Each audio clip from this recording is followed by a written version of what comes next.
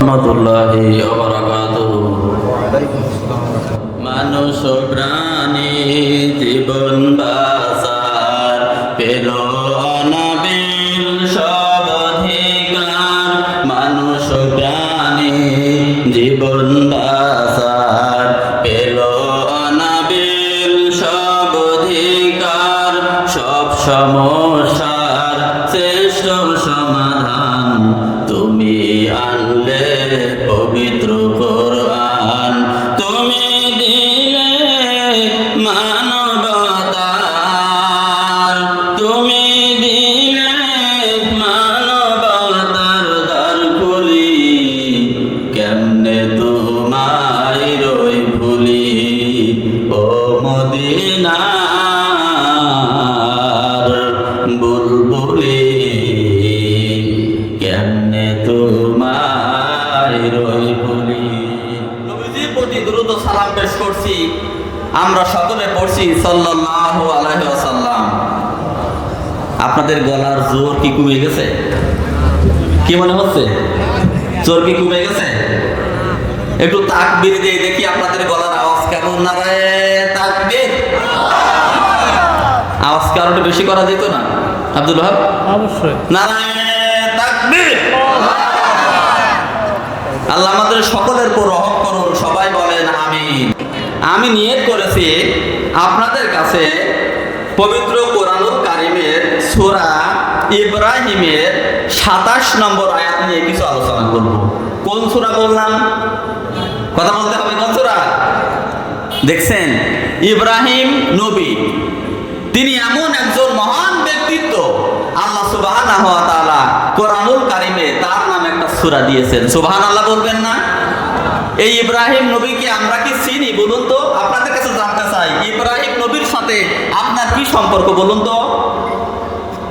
কথা বলতে হবে। কি সম্পর্ক নাই আপনার? কি সম্পর্ক? জোরে বলেন, কি সম্পর্ক?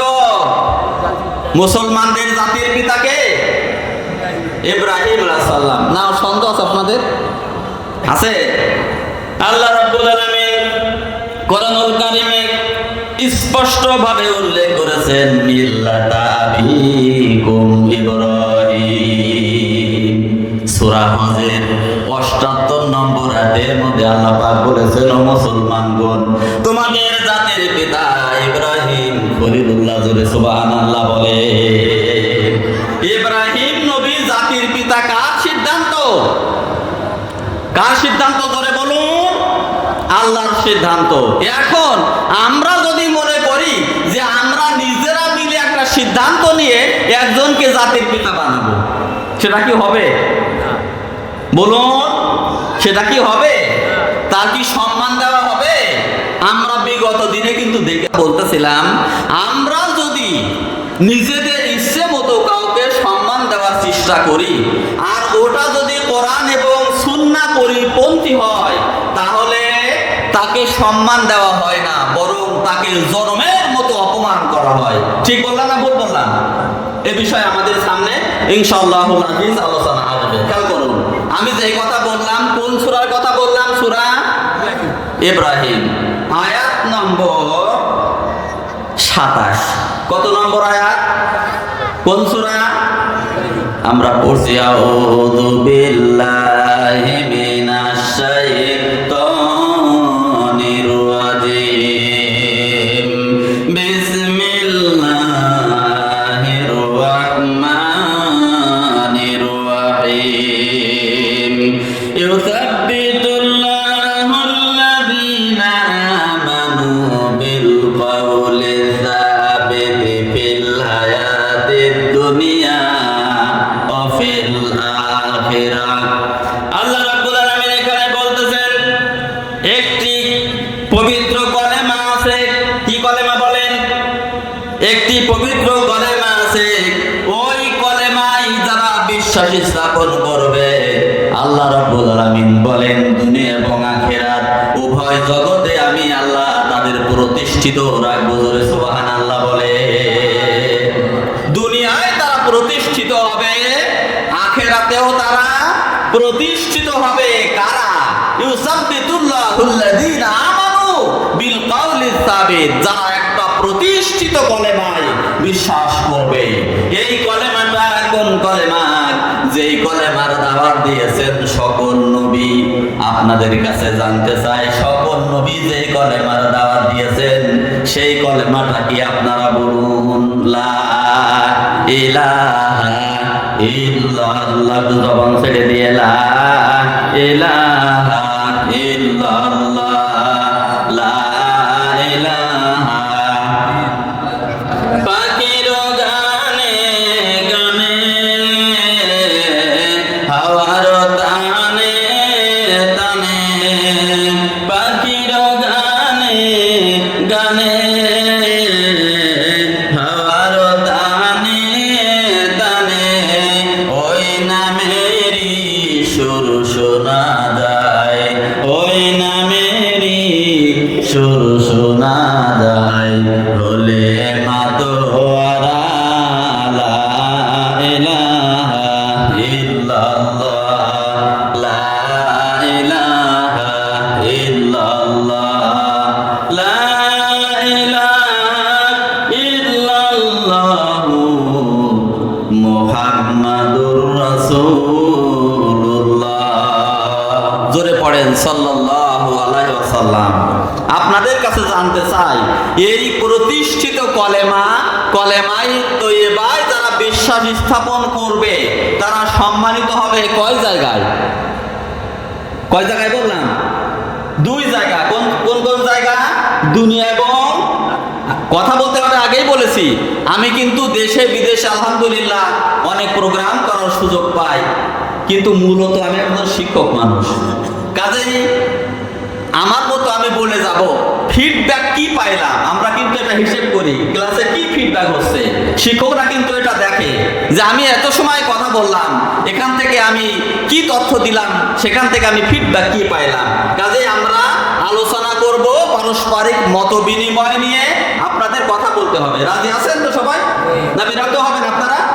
কলেমায় তৈয়বা, এখানে যারা বিশ্বাস করবে তারা প্রতিষ্ঠিত হবে কয় জায়গায়? জোরে বলেন, কোন কোন জায়গা? দুনিয়া এবং আখিরাত। সূরা ইব্রাহিমের 27 নম্বর আয়াতের প্রথম অংশ থেকে আমরা জানতে পেরেছি। খেয়াল করুন, এই কলেমায়ে তৈয়বা মানুষকে প্রতিষ্ঠিত করে দেবেন দুনিয়ার জীবনে, আখিরাতের জীবনে তারা প্রতিষ্ঠিত হবে। আল্লাহ রাব্বুল আলামিন কিন্তু এই ওয়াদা করেছেন। এই সূরা ইব্রাহিম ওই সময় নাজিল হয়েছিল যখন রাসূলুল্লাহ সাল্লাল্লাহু আলাইহি সাল্লাম পবিত্র মক্কাতুল মুকাররমা জীবনের শেষের দিকে চতুর্মুখী বাধা, বিপত্তি, অত্যাচার, নির্যাতন যখন মুসলমানদের উপরে হচ্ছিল, চরম আকার ধারণ করছিল। চতুর্মুখী নির্যাতন হলো, মানুষকে কষ্ট দেওয়া হলো, সাহাবীদের উপরে অত্যাচার করা হচ্ছিল, নির্যাতন করা হচ্ছিল। আল্লাহ রাব্বুল আলামিন ওই সময় এই সূরা ইব্রাহিম নাজিল করেছিলেন।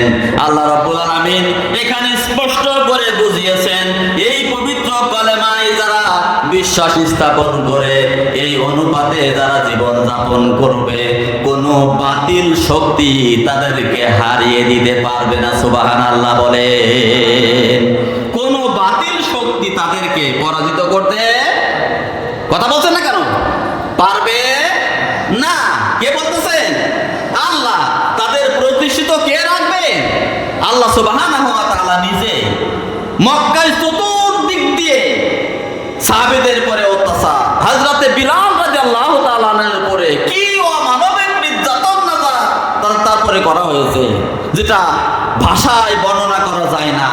এমন অমানসিক নির্যাতন, অমানবিক অত্যাচার করা হয়েছে। আপনারা বলুন, হযরতে বিলালকে কি কাফের বেঈমানরা ফিরিয়ে আনতে পেরেছিল? কথা বলছেন না কেন? ফিরিয়ে আনতে পেরেছিল?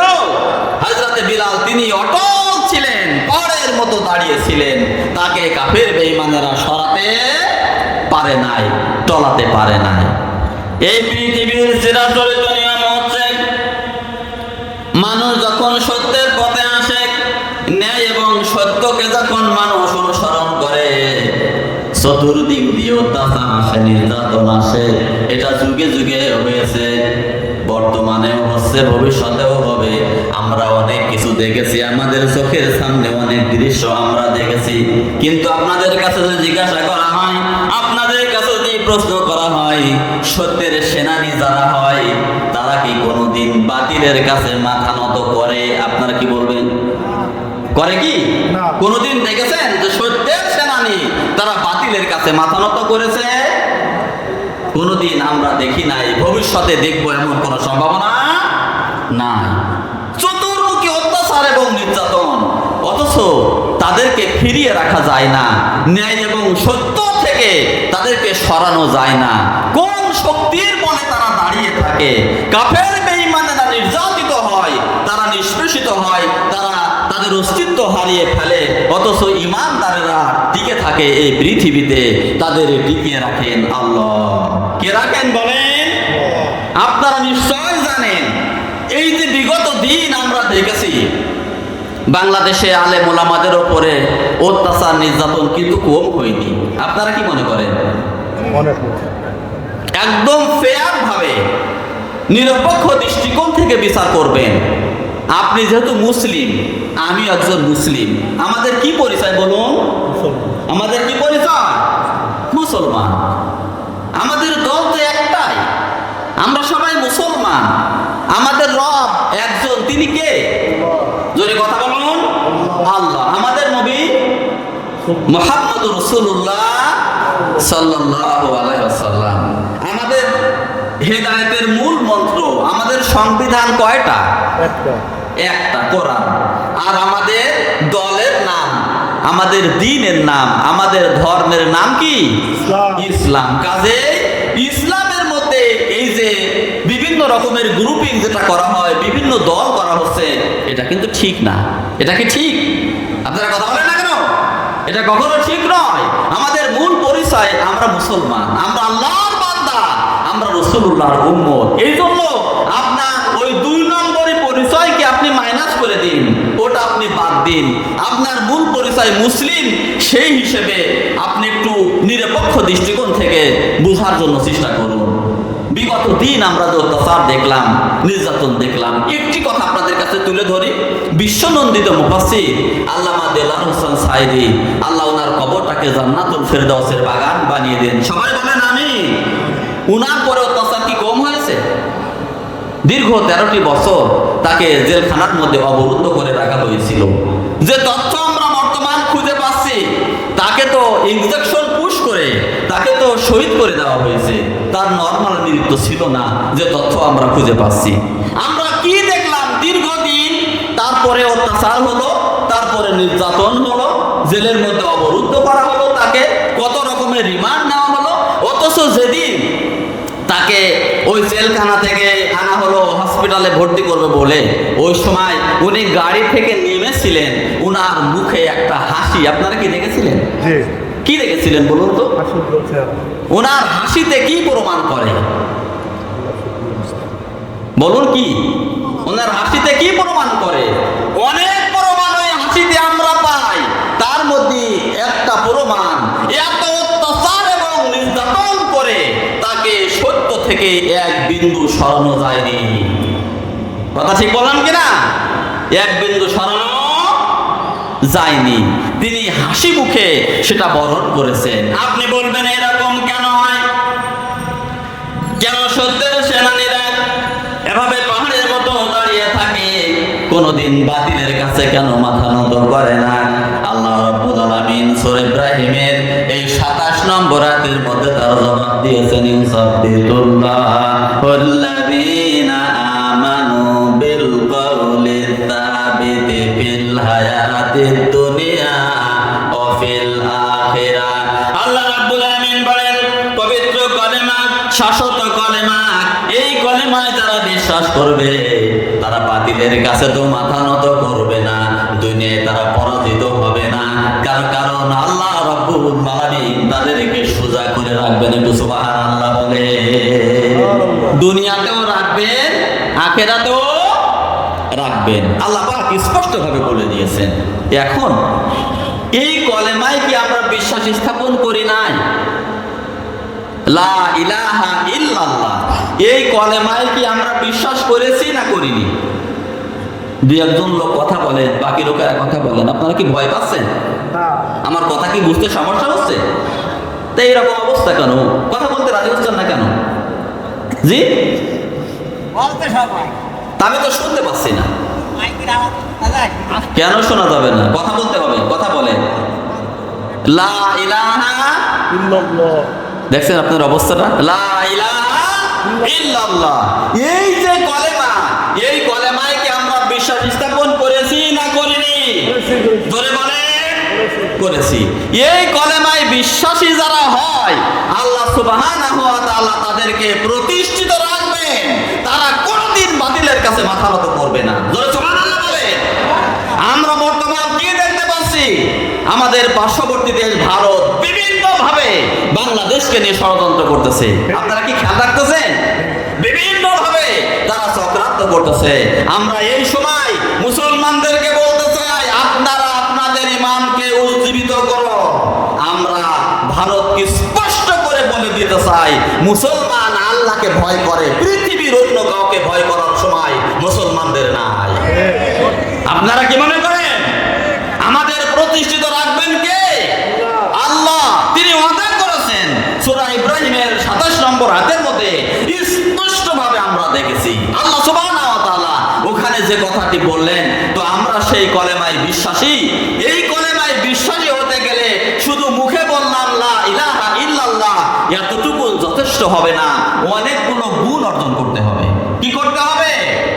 অনেকগুলো গুণ অর্জন করতে হবে, যে গুণগুলো মানুষকে অটল পাহাড়ের মতো শক্তিশালী করে, বাতিলকে তারা পরোয়া করে না। যে গুণগুলো অর্জন করলে এভাবে আমরা বিজয় হতে পারবো। আজকে আমাদের মুসলিম সমাজে আমাদের অনেকগুলো গুণের আমি অভাব দেখছি। এই জন্য যেগুলোর অভাব দেখছি, এই কয়েকটা বিষয় নিয়ে আপনাদের সামনে আমি খোলামেলা কথা বলতে চাই। আপনারা শেয়ার করবেন। রাজি আছেন না সবাই? এই যে লা ইলাহা ইল্লাল্লাহ আমরা পড়েছি, এখানেই কিন্তু আমরা স্বীকার করি যে আল্লাহ ছাড়া অন্য কোনো উপাস্য না। এখানে আমরা স্পষ্ট করে স্বীকার করি আল্লাহ রাব্বুল আলামিন ছাড়া অন্য কোনো মাবুদ নাই। এই কলেমা আমাদেরকে যে শিক্ষাগুলো দিবে, সেইগুলো আমাদের হৃদয়ের মধ্যে ধারণ করতে হবে। আমরা যদি বাস্তব জীবনে সেগুলোর প্রয়োগ করতে পারি, দুনিয়ার জীবনে আখিরাতের জীবনে আল্লাহ রাব্বুল আলামিন আমাদের প্রতিষ্ঠিত রাখবেন। কোনো জায়গায় ভয় পাওয়ার কোনো কারণ নাই। ধরে সুবহানাল্লাহ বলে। এই কলেমার দাবি হলো, আপনি যখন পড়েছেন লা ইলাহা ইল্লাল্লাহ, এই কলেমার অনেকগুলো দাবি। তার মধ্যে 1 নম্বর দাবি হচ্ছে আপনি আল্লাহ রাব্বুল আলামিনকে ভালোবাসবেন। সুবহানাল্লাহ বলে। এই কলেমার দাবি যে আমরা ভালোবাসবো কাকে? আল্লাহকে। কাকে ভালোবাসবো? আল্লাহ সুবহানাহু ওয়া তাআলাকে। আল্লাহ রাব্বুল আলামিন কোরআনুল কারীমের মধ্যে তুলে ধরেছেন ঈমানদারদের এই গুণ, যারা শাশ্বত কলেমায় বিশ্বাস স্থাপন করেছে, তাদের অনেকগুলো গুণের কথা আল্লাহ রাব্বুল আলামিন কোরআনুল কারীমের মধ্যে তুলে ধরেছেন। আমরা সূরা বাকারার মধ্যে দেখেছি 165 নম্বর আয়াতের মধ্যে আল্লাহ পাক বলেন, ওয়ামিনান নাসি মাইয়াত্তাখিযু মিন দুনিল্লাহি আনদাদা ইউহিব্বুনাহুম কাহুব্বিল্লাহ ওয়াল্লাযীনা আমানু ওয়াশুদ্দাহুম বাল্লিল্লাহ। 1 নম্বর আল্লাহকে ভালোবাসতে হবে। সবাই বলেন 1 নম্বর কি? আল্লাহকে ভালোবাসতে হবে। আল্লাহ রাব্বুল আলামিন সূরা বাকারা 165 নম্বর আয়াতের মধ্যে বলেন, মানুষের মধ্যে 2 রকমের মানুষ আছে। ওয়ামিনান নাসি মাইয়াত্তাখিযু মিন দুনিল্লাহি আনদাদা ইউহিব্বুনাহুম কাহুব্বিল্লাহ। 1 রকমের মানুষ আছে, তারা আল্লাহ রাব্বুল আলামিনকে যেমন ভালোবাসা উচিত ওই রকম আল্লাহ পাককে তারা ভালোবাসে না, বরং তারা আল্লাহ রাব্বুল আলামিনের বিকল্প তৈরি করেছে। আল্লাহ সুবহানাহু ওয়া তাআলার নির্দেশের পরিপন্থী অনেক রব তারা তৈরি করেছে, অনেক দেবতা তারা বানিয়েছে। তারা আল্লাহকে ভালো না বেসে আল্লাহকে যেমন ভালোবাসা উচিত ওই রকম ভালোবাসে তাদের ওই আন্দাদাদেরকে। জোরে কর নাউযুবিল্লাহ। তাফসীরে মাজারের মধ্যে দেখলাম এখানে আন্দাদা বলতে যেটা বোঝানো হয়েছে সেটা হচ্ছে বিভিন্ন রকমের দেবদেবী। মানুষ কি দেবদেবী তৈরি করে না করে না বলেন? করে। আল্লাহ রাব্বুল আলামিন স্পষ্ট করে বললেন, পরিষ্কার করে আমাদেরকে বুঝিয়ে দিলেন। তারপরেও অনেক মানুষ আল্লাহর সমকক্ষ তৈরি করেছে, আল্লাহর প্রতিদ্বন্দ্বী তৈরি করেছে। তাফসীরে মাজারের মধ্যে যে তথ্য দেখলাম ওখানে আন্দাদা বলতে বোঝানো হয়েছে বিভিন্ন প্রতিমা, বিভিন্ন দেবদেবীর মূর্তি, বিভিন্ন মানুষের মূর্তি, নেতা নেত্রীর মূর্তি, গাছপালা, এগুলিকে তারা দেবতা বানিয়ে নিয়েছে। আপনাদের কাছে আমার প্রশ্ন হচ্ছে, সূরা বাকারার ভিতরে আল্লাহ রাব্বুল আলামিন যেই কথা বললেন 165 নম্বর আয়াতের মধ্যে, এই মানুষের মধ্যে অনেক মানুষ আল্লাহকে ভালো না বেসে তারা বিকল্প তৈরি করেছে, তারা বিভিন্ন রকমের দেবদেবী তৈরি করে, মূর্তি তৈরি করে। আপনাদের কাছে জানতে চাই, আমাদের মধ্যে এরকম মুসলমান আছে না নেই? আপনারা বলেন, আছে? আমরা কি দেখলাম? আমি কিন্তু সকলকে বলতেছি, বারবার বলতেছি, ভুল বুঝার কিছু নাই। আমি কোরআনুল কারীম থেকে প্রত্যেকটি কথা দলিল ভিত্তিক কথা বলবো, দলিলের বাইরে একটাও যাব না। আপনার যদি বুঝতে সমস্যা হয় প্রশ্ন করবেন, জবাব দেওয়ার চেষ্টা করব। এখানে আমরা যে আন্দাজা তৈরি করেছি, বিভিন্ন রকমের মূর্তি তৈরি করা হয়। আমাদের সমাজে অনেক মুসলমান আছে যারা আল্লাহর আইনকে ভালোবাসে না, আল্লাহর আইনকে উপেক্ষা করে বিভিন্ন রকমের মূর্তি তারা তৈরি করে। এরকম মুসলমান আছে না নেই বলেন? আছে। কিন্তু এখন বর্তমান আমরা দেখতে পাচ্ছি 5ই আগস্টের পরে এই মুসলমানগুলো পালিয়ে রয়েছে। ঠিক বললাম না ভুল বললাম? পালিয়ে রয়েছে। 5ই আগস্ট, 6 এবং 7ই আগস্ট কয়দিন হলো? 5, 6, 7 কদিন হলো? 3 দিন। একটি প্রতিবেদন দেখলাম বাংলাদেশে এই 3 দিনে শেখ মুজিবুর রহমান সহ হাসিনা পরিবারের লোকজনেদের যে মূর্তিগুলো ভেঙেছে তার পরিমাণ মাত্র 1492টা। কয়টা? 1400। এই মূর্তিগুলো কাফের বেঈমানেরা বানায় নাই, এই মূর্তিগুলো তারাই তৈরি করেছিল যারা লা ইলাহা ইল্লাল্লাহ পড়ে জিকির করে। কথা ঠিক বললাম না? বললাম। এরা নামাজ পড়ে, এরা রোজা রাখে, এরা হজ করে, আবার তাহাজ্জুদ নামাজ পড়ে বলে দাবি করে। এরাই তৈরি করেছে বিগত দিনে 1492টা মূর্তি। কয়টা মূর্তি বললাম?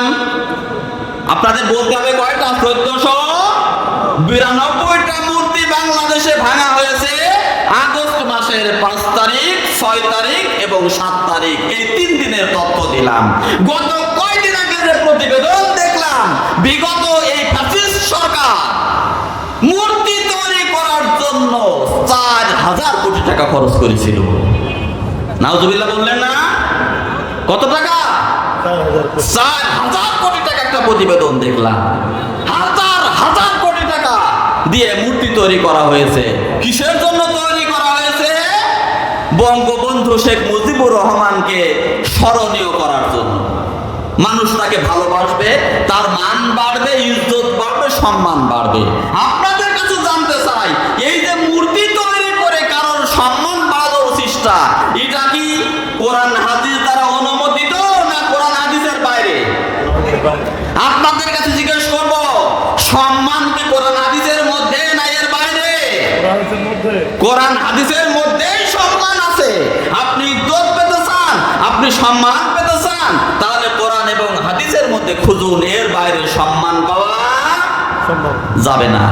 আমরা বাস্তবে দেখেছি। আপনাদের কাছে স্পষ্ট করে বলি, বিভিন্ন সময় এই কথাগুলো বর্তমান আলেম ওলামারা বলতেছেন যে আমরা পিছনের দিন আমরা যখন বক্তৃতা করতাম, আলোচনা আলোচনা করতাম, ফিরাউনের কথা বলা লাগতো, নমরুদের কথা বলা লাগতো, আবু জেহেলের কথা বলতাম। কিন্তু এই 5ই আগস্টের পর থেকে ওই পুরনো ফিরাউন, পুরনো নমরুদ আর পুরনো আবু জেহেলের কথা বলে হাদিস কোরআনের তথ্যগুলো বোঝানোর খুব একটা প্রয়োজন আমাদের দেখা দিচ্ছে না। কারণ লেডি ফিরাউনের তথ্যগুলো কোরআন হাদিসের সাথে মিল করলে হাদিস কোরআন বুঝতে অনেক সুবিধা হচ্ছে। ঠিক বললাম না ভুল বললাম? আপনারা কি রাগ করতেছেন? এই যে লেডি ফেরাউনের কাছ থেকে যে শিখলাম, এই যে মূর্তি তৈরি করা হলো, এটা মূর্তি তৈরি করা কি আল্লাহর বান্দার কাজ না শয়তানের কাজ? আমরা জানলাম কিভাবে। সূরা মাইদার ভিতরে দেখেন আল্লাহ রাব্বুল আলামিন বলেন, আইয়ুহাল্লাযীনা আমানু ইন্নামাল খামরু ওয়াল মাইসিরু ওয়াল আনসাবু ওয়াল আজলাম রিজুম মিন আমালিশ শাইতান ফাসতানিবুহু লাআল্লাকুম তুফলিহুন। আল্লাহ রাব্বুল আলামিন বলেন, ঈমানদারগণ, ইন্নামাল খামরু, খমর মানে হচ্ছে মদ, মাদকতা, যত রকমের মাদক দ্রব্য আছে এই খমরের মধ্যে।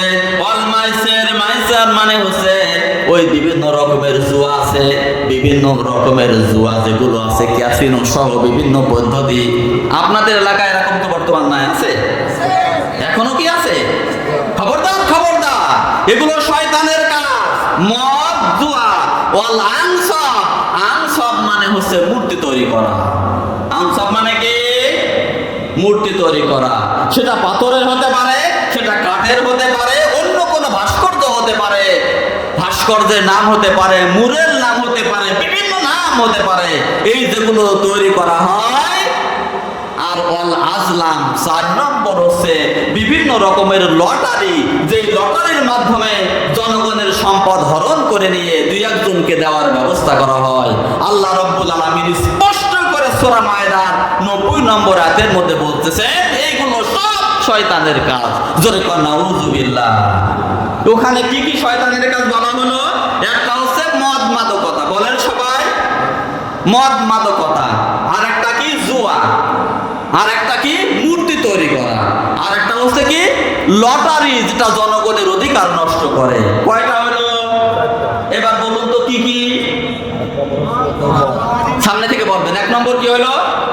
2 নম্বর জুয়া, 3 নম্বর মূর্তি তৈরি করা, আর 4 নম্বর লটারি। এই তো আলহামদুলিল্লাহ মুখস্থ হয়ে গেছে।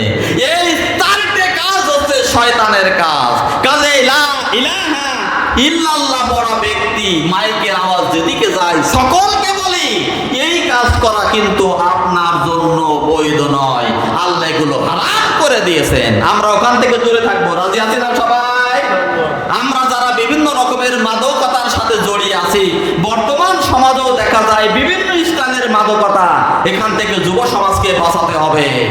খুব সাবধান, জাতিকে কিন্তু ধ্বংসের দ্বার প্রান্তে নিয়ে যায় এগুলি। ওই জায়গা থেকে আমাদের সেভ হতে হবে। আল্লাহ আমাদের সত্য উপলব্ধি করার মতো তৌফিক দান করুন। সবাই বলেন আমিন। তাহলে আমরা যে কথা বলতেছিলাম, এই যে শয়তানের কাজ মূর্তি তৈরি করা, আল্লাহ রাব্বুল আলামিন যে কথা বললেন, আন্দাদার কথা বললেন যে আল্লাহর প্রতিপক্ষ তারা তৈরি করে। আল্লাহ রাব্বুল আলামিনকে যেমন ভালোবাসা উচিত ওই রকম তারা ভালোবাসে না, তারা ওইগুলিকে ভালোবাসে। আপনাদের কাছে স্পষ্ট করে বলছি ও মুসলমান, একটু কান লাগিয়ে শোনেন। বিগত দিনে আমরা দেখলাম শেখ মুজিবের মূর্তি বানিয়ে কিন্তু তাদের লাঞ্ছিত করা হয়েছে। ঠিক বললাম না ভুল বললাম?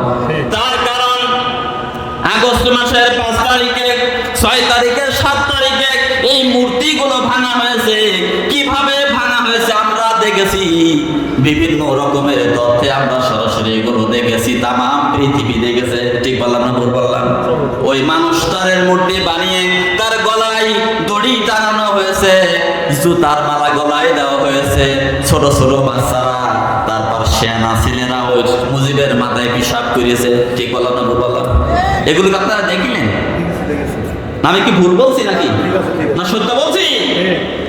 এই কাজ করে তার মেয়ে বাপের সম্মান দিয়েছে না তার জন্মের মতো পুঁতে ফেলেছে? বলুন তো আপনারা, কি করেছে? জন্মের মতো পুঁতে ফেলেছে। পৃথিবী দেখেছে। এই জন্য আল্লাহ সুবহানাহু ওয়া তাআলার বিধান বিধান মানার মধ্যেই শান্তি, আল্লাহর বিধানের বাইরে কোনো শান্তি নাই। আছে কি? কোনো সম্মান নাই, কোনো ইজ্জত নাই, যা আছে সব এই কোরআনের মধ্যে, সুন্নাহর মধ্যে মুক্তির ঠিকানা। এর বাইরে যতই চেষ্টা করবেন আপনি সম্মানিত হতে পারবেন না। এই যে বিগত দিন আমরা দেখলাম এই ফ্যাসিস্টের কার্যকলাপ আসলে আমাদেরকে হতবাক করে দিয়েছে। প্রধানমন্ত্রী থেকে নিয়ে শুরু করে মন্ত্রী পরিষদের সকল সদস্য সব পলাতক। এরকম কোন ইতিহাস আছে পৃথিবীতে? পার্লামেন্টের যে সদস্যগুলো ছিল সব কটা পলাতক, উপনেতা পাতি নেতা সব পলাতক। এ কোন ধরনের ইতিহাস আমরা দেখলাম? এ তো পিছনের দিনের হিন্দুদের ইতিহাস ছিল, রাজা লক্ষণ সেনের ইতিহাস ছিল, কিন্তু সেই ইতিহাস তো এই ইতিহাসের কাছে হেরে গিয়েছে। আপনারা কি মনে করতেছেন? আপনাদের কাছে জিজ্ঞেস করব, এই পরাজিত ইতিহাস কেন হলো? কেন তারা লাঞ্ছিত হলো? কেন তারা অপমানিত হলো, জনগণের ঘৃণার পাত্র হলো? আপনারা নিশ্চয় জবাব দিবেন যে কোরআন সুন্নাহ থেকে দূরে যাওয়ার কারণে। ঠিক কিনা বলেন? এখন ওই পথে যদি কেউ হাঁটেন যে ঠিক আছে মুজিবের মূর্তি তো ভাঙা হয়েছে, এইবার আমরা জিয়ার মূর্তি গড়ব, তা ওইটা তো জায়েজ হবে নাকি? জায়েজ হবে না। মুসলমানদের মাথা ফ্রেশ হতে হবে, ক্লিয়ার হতে হবে আপনার ঈমান। এই যে কথাটি নিয়ে, যে পয়েন্ট নিয়ে আমরা কথা বলতেছি, এই জায়গায় যদি আপনি দূরে সরে যান, আপনার লা ইলাহা ইল্লাল্লাহ কিন্তু বাতিল হয়ে যাবে। আপনার ঈমান কি হয়ে যাবে? বাতিল হয়ে যাবে। খুব সাবধান। যদি মনে করেন যে আল্লামা দেলাওয়ার হোসেন সাঈদী রহমাতুল্লাহি আলাইহি বাংলাদেশের জন্য গর্ব, তিনি এই জাতির একটা সূর্য সন্তান, আমরা তার মূর্তি তৈরি করবো, তা ওইটা তো করা যাবে নাকি? করা যাবে? মতিউর রহমান নিজামী সাহেবের করা যাবে না? উনি জামাত ইসলামের আমির ছিলেন, তাহলে গোলাম আজমের করা যাবে না? আল্লাহ ওনারা সকলের উপর রহমত করুক, বলেন আমিন। এই কথাগুলো স্পষ্ট করে আপনাদেরকে বলছি, ভালো করে বুঝতে হবে। আপনি লা ইলাহা ইল্লাল্লাহ বিশ্বাসী, আপনি একজন মুসলিম, কোন মূর্তি তৈরি করা আপনার জন্য শোভনীয় না, ওটা হারাম, হারাম এবং হারাম। ঠিক কিনা বলেন? কাজেই আপনি যদি তৈরি করেন, যদি বিএনপিরা মনে করে আমরা মূর্তি তৈরি করবো, ওটা ভেঙে দেওয়া হবে। ঠিক কিনা বলেন? আমরা চাই বাংলাদেশ মূর্তি মুক্ত হোক, আমরা কারোর মূর্তি দেখতে চাই না। রাজি আছেন আপনারা সবাই? আমরা মুসলমান, আমরা ন্যায়ের পক্ষে থাকতে চাই। যদি মূর্তি তৈরি করা বৈধ থাকতো, তাহলে তাম পৃথিবীতে সাহাবীদের মূর্তি তৈরি হতো, আমার নবীজির মতো মূর্তি তৈরি করা হতো, হতো না বলেন? অথচ সেটা এলাও না, এগুলো সম্পূর্ণ হারাম। আমরা যাই কথা বলতেছিলাম, আল্লাহ রাব্বুল আলামিন বলেন এই রকম গাছপালাকে তারা দেবতা মনে করে, গাছপালার কাছে তারা সাহায্য কামনা করে, অনেকে মূর্তি তৈরি করেছে, অনেকে দেবদেবী বানিয়েছে, এইগুলোকে তারা প্রচন্ড ভালোবাসে। এরা হলো এক দলের লোক। আল্লাহ রাব্বুল আলামিন বলেন ওয়াল্লাযীনা আমানু আশুদ্দাহুম বাল্লিল্লাহ, আর যারা ঈমানদার তারা আল্লাহ রাব্বুল আলামিনকে প্রচন্ড ভালোবাসে। সুবহানাল্লাহ।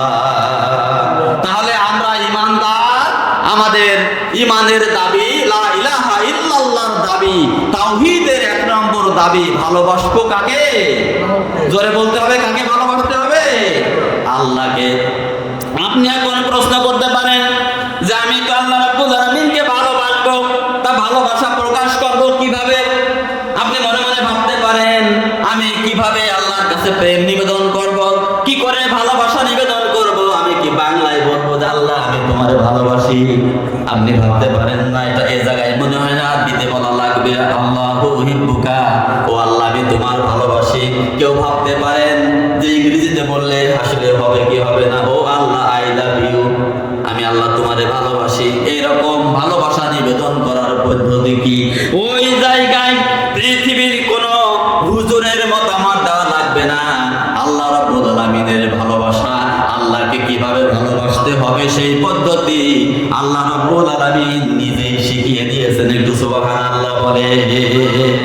আমরা কিভাবে আল্লাহকে ভালোবাসবো, আল্লাহর ভালোবাসা কিভাবে নিবেদন করব? সূরা আল ইমরানের ভিতরে আল্লাহ রাব্বুল আলামিন 31 নম্বর আয়াতের মধ্যে তুলে ধরেছেন, বান্দারে তুমি তো আমাদের ভালোবাসতে চাও, তুমি তো ঈমানদার, আমাকে ভালোবাসবে। কিভাবে ভালোবাসবে? কুল ইন কুনতুম তুহিব্বুনাল্লাহ ফাত্তাবিউনি ইহদিকুমুল্লাহ ওয়া ইয়াগফির লাকুম যুনুবাকুম আল্লাহু গফুরুর রহিম। আল্লাহ রাব্বুল আলামিন বলেন, নবী আপনি বলে দিন, কুল ইন কুনতুম তুহিব্বুনাল্লাহ ফাত্তাবিউনি, তোমরা যদি আল্লাহ রাব্বুল আলামিনকে ভালোবাসতে চাও তাহলে আমি নবী মুহাম্মদ রাসূলুল্লাহ সাল্লাল্লাহু আলাইহি সাল্লাম আমারে অনুসরণ করো। জোরে সুবহানাল্লাহ বলেন। ইহবিবকুমুল্লাহ, তাহলে আল্লাহ রাব্বুল আলামিন তোমাদের ভালোবাসবেন। ওয়া ইয়াগফিরু লাকুম যুনুবাকুম, এবং তোমাদের জীবনের গুনাহ আল্লাহ maaf করে দেবেন। আল্লাহু গফুরুর রহিম, আল্লাহ রাব্বুল আলামিন ক্ষমাশীল, আল্লাহ অতি দয়ালু। জোরে সুবহানাল্লাহ বলেন। এই আয়াত থেকে আমরা জানতে পারলাম আমরা আল্লাহর ভালোবাসা প্রকাশ করব রাসূলুল্লাহ সাল্লাল্লাহু আলাইহি সাল্লামকে অনুসরণের মাঝখান দিয়ে। সুবহানাল্লাহ বলেন। আমরা ভালোবাসা প্রকাশ করব কিভাবে? আমাদের নবীজির সুন্নাতের কি করতে হবে? অনুসরণ করতে হবে। কথা বলুন সবাই। ভালোবাসা কিভাবে প্রকাশ করবেন আপনি বলেন? কি করবেন? রাসূলুল্লাহ সুন্নতে অনুসরণ করতে হবে। এই জায়গাটায় এই সূরা আল ইমরানের 31 নম্বর আয়াত নিয়ে আমাদের বাংলাদেশের কিছু অপরিণামদর্শী আলেমদের কাছ থেকে ভুল তথ্য ছড়ানো হচ্ছে। আপনারা কি বিরক্ত হচ্ছেন? কথা ভালো বোঝা যাচ্ছে? আমরা যে কথাগুলো বলতেছি আমাদের জন্য কি দরকারি না দরকারি না? এটা কি প্রয়োজনীয় মনে হয় আপনার কাছে? খুব মনোযোগী হন। আমাদের বাংলাদেশে আমরা কিছু কিছু জায়গায় উদ্ভ্রান্তের মতো অপরিপক্কতার পরিচয় দিয়ে উদ্ভ্রান্তের মতো কথা বলি। তার মধ্যে এ বিষয়েও আমি সম্প্রতি কিছু মানুষের কাছে উল্টো পাল্টা বক্তৃতা শুনেছি। আপনাদের কাছে বিষয়টা আমি স্পষ্ট করে দিতে চাই। সূরা আলে ইমরানের 31 নম্বর আয়াতে আল্লাহ সুবহানাহু ওয়া তাআলার ভালোবাসা নিবেদন করার জন্য আল্লাহকে আমি ভালোবাসি, এটা আল্লাহকে আমি বলবো। কিভাবে বলবো? নবী মুহাম্মদ সাল্লাল্লাহু আলাইহি সাল্লামের কি করতে হবে? অনুসরণ করতে হবে। কথা বলুন সবাই, কি করতে হবে? অনুসরণ করতে হবে। এখন আপনাদের কাছে জিজ্ঞেস করব, নবী মুহাম্মদ সাল্লাল্লাহু আলাইহি সাল্লামকে অনুসরণ করতে হবে, নবীজিকে কি ভালোবাসা লাগবে না লাগবে না? আপনারা কি বলেন? কথা বলেন সবাই। লাগবে কি না? এখন এই বিষয়ে সম্প্রতিকালে কিছু কিছু আলেম বলতেছে আল্লাহ পাক এখানে বলেছেন অনুসরণ করো, আল্লাহ এখানে ভালোবাসার কথা বলেন নাই। এই জন্য তারা বলতেছে তো রাসূলুল্লাহ ভালো না বাসলে চলবে। জোরে কোন নাউজুবিল্লাহ, আরো জোরে পড়েন নাউজুবিল্লাহ। আসলে একটা জিনিস ভালো করে বুঝতে হবে, আমার প্রিয় নবীকে অনুসরণ করতে হবে। আল্লাহর ভালোবাসা প্রকাশ করার জন্য প্রিয় নবীর অনুসরণ করতে হবে, আবার প্রিয় নবীজিকে ভালোবাসতে হবে। তার কারণ হচ্ছে আমি তাফসীরের মধ্যে দেখতেছিলাম এই আয়াতটা যখন নাজিল হলো, কুল্লিন কুনতুম তুহিব্বুনাল্লাহ ফাত্তাবিউনি, এই ব্যাপারে আপনি তাফসীরে ইবনে কাসিরের মধ্যে বর্ণনা খুঁজে পাবেন। অনেক সুন্দর আলোচনা সেখানে করা হয়েছে। তাফসীরে মাথারির মধ্যে বর্ণনা করা হয়েছে, যখনই এই আয়াতটা নাজিল হয়ে গেল, আব্দুল্লাহ বিন উবাই নামক একটা মুনাফিক মদিনায় এসে বলাবলি করতে লাগলো যে মুহাম্মদ সাল্লাল্লাহু আলাইহি সাল্লাম নতুন ফরমান জারি করেছে। মুহাম্মদ সাল্লাল্লাহু আলাইহি সাল্লাম কি করেছে? নতুন ফরমান জারি করেছে। এই কথা কে বলতে লাগলো? আব্দুল্লাহ বিন উবাই। আব্দুল্লাহ বিন উবাই বলতে লাগলো যে মুহাম্মদ সাল্লাল্লাহু আলাইহি সাল্লাম নতুন ফরমান জারি করেছে। লোকেরা জিজ্ঞেস করলো কি ফরমান? তা বলছে মুহাম্মদ সাল্লাল্লাহু আলাইহি সাল্লাম ফরমান জারি করেছে যে আল্লাহর মতো তার অনুসরণ করতে হবে এবং তাকে ভালোবাসতে হবে। ওই রকম ভালোবাসা, যেই রকম ভালোবাসা খ্রিস্টানেরা ঈসা নবীকে ভালোবেসেছে। এই কথাটা কি ঠিক ছিল না ভুল ছিল? কথাটা মারাত্মক ধরনের ভুল ছিল। খ্রিস্টানেরা ঈসা নবীকে ভালোবেসেছে কেমন ভাবে? তারা ও জায়গায় ভুল পথে গিয়েছে। তারা ঈসা নবীকে আল্লাহর ছেলে বলেছে। জোরে কর নাউজুবিল্লাহি মিন যালিক, জোরে কর নাউজুবিল্লাহ। জিকির করেন লা ইলাহা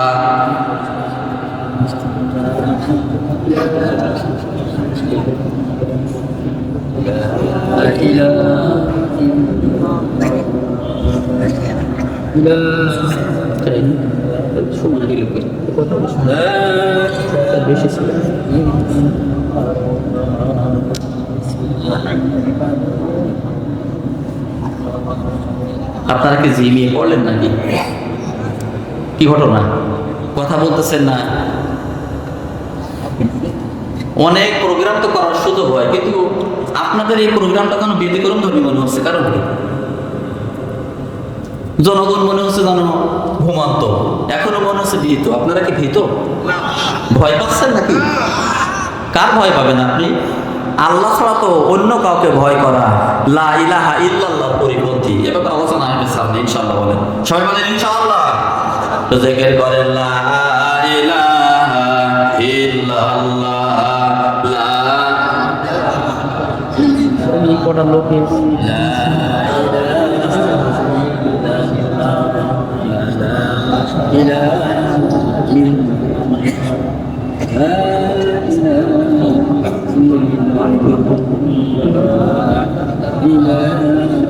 সময় তো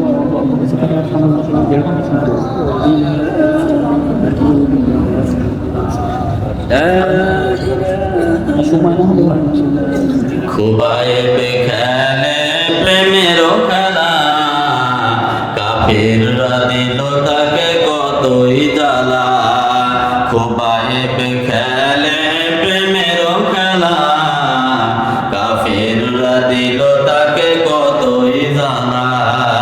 শহীদ হলেন হযরত খুবায়ে, জীবন দিলেন হযরত খুবায়ে, তবু তার জবানে এই কালেমা লা ইলাহা ইল্লাল্লাহ, লা ইলাহা ইল্লাল্লাহ, লা ইলাহা ইল্লাল্লাহ মুহাম্মাদুর রাসূলুল্লাহ। আমরা যে কথা বলতেছিলাম খেয়াল করেন, আল্লাহর প্রিয় নবী জনাবে মুহাম্মদ রাসূলুল্লাহ সাল্লাল্লাহু আলাইহি সাল্লামকে অনুসরণ করতে হবে, আবার রাসূলুল্লাহকে কিন্তু ভালোবাসতে হবে। যদি কেউ নবীর অনুসরণ করে, ভালো করে বোঝেন, যদি কেউ অনুসরণ করে রাসূলুল্লাহকে যদি ভালো না বাসে, সে কিন্তু আব্দুল্লাহ ইবনে উবাইর মতো মুনাফিক হয়ে যাবে। কি হবে বলেন? রাসূলুল্লাহকে ভালোবাসে নাই কিন্তু অনুসরণ করেছে, তার পরিণাম কি? আব্দুল্লাহ ইবনে উবাইর মতো সে মুনাফিক। আব্দুল্লাহ বিন উবাই সে কিন্তু নামাজ পড়েছে রাসূলুল্লাহর মতো, রাসূলুল্লাহর মতো লম্বা জামা গায়ে দিয়েছে, কিন্তু রাসূলুল্লাহকে সে ভালোবাসতে পারে নাই। পৃথিবীতে রাসূলুল্লাহ যে জীবন ব্যবস্থা আনলেন এইটাকে সে ভালোবাসতে পারে নাই। এই কারণে তার ঈমান তো আল্লাহর কাছে বাতিল হয়ে গেছে, ও হবে জাহান্নামী। কি হবে? জাহান্নামী হবে। আব্দুল্লাহ বিন উবাই রাসূলুল্লাহকে ভালোবাসে নাই, অনুসরণ করেছে, তার ওই অনুসরণ কোনো কাজে লাগবে না। ও মুনাফিক, জাহান্নামে চিরদিন থাকবে, জাহান্নাম থেকে মুক্তির কোনো সম্ভাবনা নাই, চিরদিনের জন্য সে জাহান্নামী হবে। এরপরে লক্ষ্য করেন, যদি রাসূলুল্লাহকে শুধু কেউ ভালোবাসে আর অনুসরণ যদি না করে, সে কিন্তু রাসূলুল্লাহ চাচা আবু তালেবের মতো কাফের। কথা খেয়াল করছেন? রাসূলুল্লাহকে ভালোবেসেছে কিন্তু অনুসরণ করে নাই, ভালোবেসেছে ঠিকই, অনুসরণ করে নাই, সেও কাফের। শুধু অনুসরণ করেছে, ভালোবাসে না, সেও কাফের থেকে জঘন্য। কাজে কি কি লাগবে? ভালোবাসা লাগবে। আর কি লাগবে? আপনারা বলুন তো, রাসূলুল্লাহ সাল্লাল্লাহু আলাইহি সাল্লামকে আমরা ভালোবাসবো আর অনুসরণ করব, কি কি হবে বলেন সবাই? ভালোবাসবো আর অনুসরণ করব। এই ব্যাপারে কোরআনুল কারীমের মধ্যে যথেষ্ট দলিল আছে, আমি সময়ের অভাবে সেদিকে গেলাম না। একটি কথা বললাম, লা ইলাহা ইল্লাল্লাহ অনুসারী হলে আমাদের সকলকে কি হতে হবে? আমাদের সকলকে আল্লাহ সুবহানাহু ওয়া তাআলাকে ভালোবাসতে হবে। জি। নাম বলতে মানা করেছে, ভাইয়ের স্ত্রীর অসুস্থ, বিশাল অসুস্থ, মানে মরণপূর্ণ অবস্থা, তাই একটু দোয়া করতে বলেছে। কত টাকা এখানে? 5,000 টাকা। আলহামদুলিল্লাহ, দেখছেন অবস্থাটা। আল্লাহর একজন বান্দা, নাম বলতে উনি আগ্রহী নন, তার নাম আল্লাহ জানেন না। কি বলেন সবাই? 5,000 টাকা তিনি আল্লাহর জন্য দান করেছেন। আল্লাহ তুমি তার দান কবুল করে নাও। আমার সভাপতিটা তার স্ত্রী অসুস্থ রয়েছে, মালিক গো তুমি তো ভালো জানো, তোমার কাছে দোয়া করতেছি, তুমি দয়া করে সুস্থতা নিয়ে আমার দান করে দাও। আমরা সবাই বলছি আমিন। যে যে মাকাসা নিয়ে দান করেছেন আল্লাহ সকলের দান কবুল করে নিন, সবাই বলছি আমিন। আমরা কিন্তু কাউকে মারহাবা দিতে পারি না, প্রতিদান আল্লাহর কাছে রয়েছে। কার কাছে বলেন? প্রতিদান কে দেবেন? আল্লাহ রাব্বুল আলামিন কোরআনুল কারীমের মধ্যে বলেছেন, মাসালুল লাযীনা ইউনফিকুনা ফী সাবিলিল্লাহি কামাদালি হাব্বা আমবাতাত সাবা সানাবিল ফি কুল্লি সুমবুলাতিন মিয়াতু হাব্বা। সূরা বাকারার 261 নম্বর আয়াতের মধ্যে আল্লাহ পাক বলেছেন, আমি আসলে সময়ের দিকে যেতে পারলাম না, সময়ের অভাবে কথা বলা সম্ভব হচ্ছে না। ওখানে অনেক কথা বলা হলো।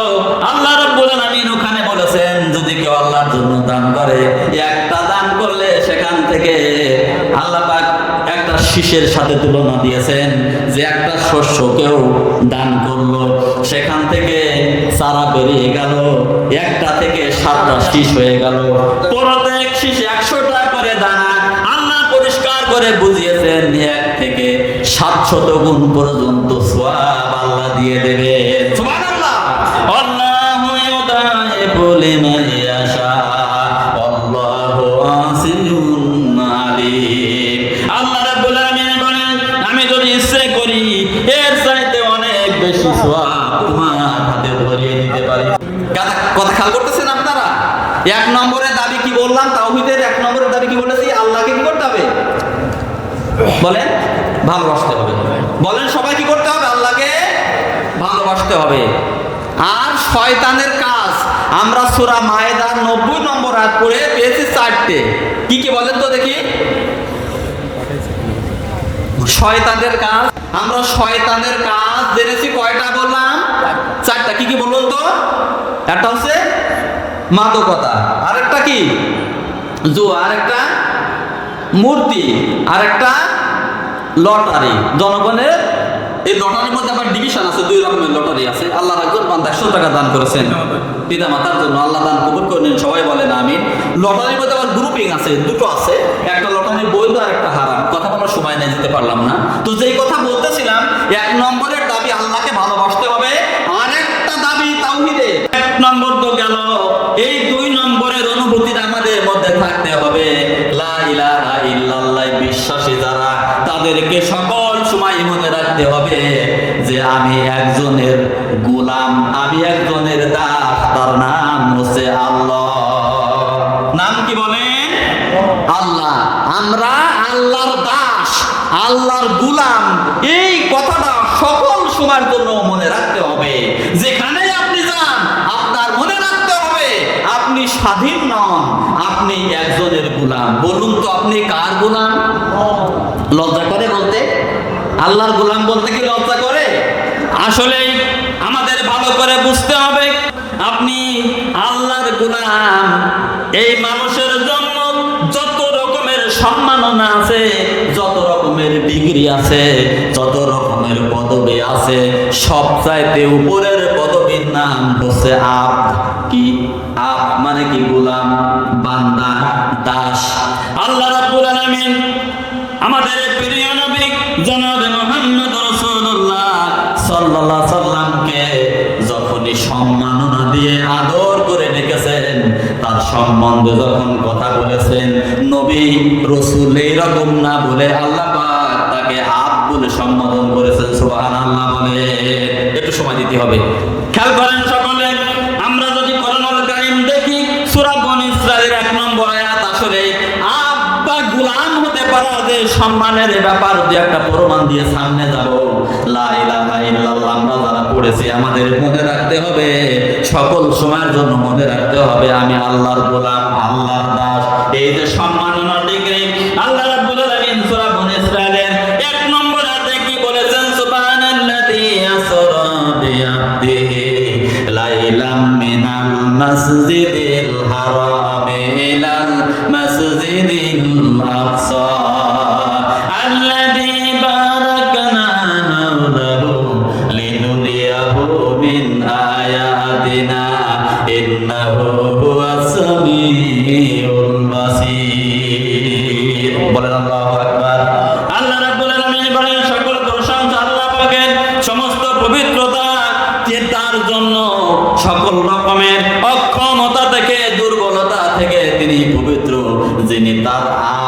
সুবহানাল্লাযী আসরা বিআবদিহি। আল্লাহ কি বলেছেন? মানে কি? দাস, গোলাম। তার গোলামকে, তার দাসকে রাতের বিশেষ একটি অংশে মসজিদুল হারাম থেকে নিয়ে মসজিদুল আকসা পর্যন্ত তার গোলামকে তিনি ইসরা করিয়েছেন। জোরে কান সুবহানাল্লাহ। আল্লাহর একজন বান্দা 100 টাকা দান করেছেন, একজন মহিলা মানুষ, আল্লাহ দান কবুল করে নিন। সবাই বলেন আমিন। আল্লাহ রাব্বুল আলামিন এখানে বলতেছেন, এই মেরাজের কথা বলা হয়েছে যে ওই রাত্রিতে আমার নবীজির মেরাজের রাস্তাকে আমি বরকতময় করেছি। তার কারণ আমার উদ্দেশ্য হলো আমি আমার হাবিবকে নূরের অনেক করুণা প্রত্যক্ষ করাবো। জোরে বলেন সুবহানাল্লাহ। ইন্নাহু হুয়াস সামিউল বাসীর। আল্লাহ সব শোনেন, আল্লাহ সব দেখতে পান। এই জায়গাটায় আল্লাহ রাব্বুল আলামিন তার প্রিয় নবী আশরাফুল আম্বিয়া সাইয়্যিদুল মুরসালিন রাহমাতুল লিল আলামিন জনাবে মুহাম্মদ রাসূলুল্লাহ সাল্লাল্লাহু আলাইহি সাল্লামকে সম্মান দিয়েছেন, তাকে আব্বা দাস বলে। জোরে কোন সুবহানাল্লাহ।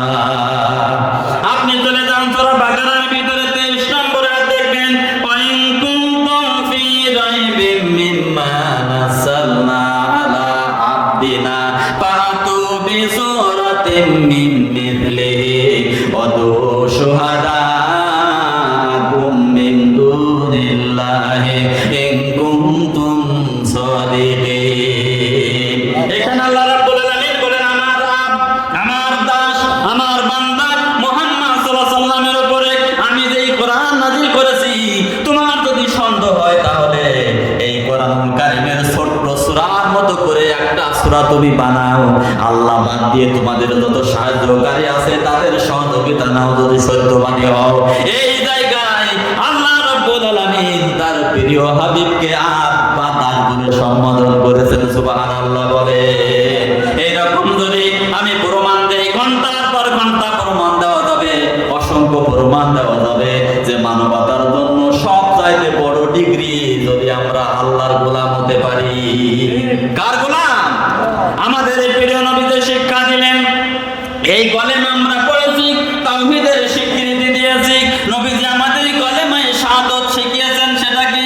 আশহাদু আল্লা ইলাহা ইল্লাল্লাহু ওয়াহদাহু লা শারীকা লাহু ওয়া আশহাদু আন্না মুহাম্মাদান। পড়েন তারপরে কি?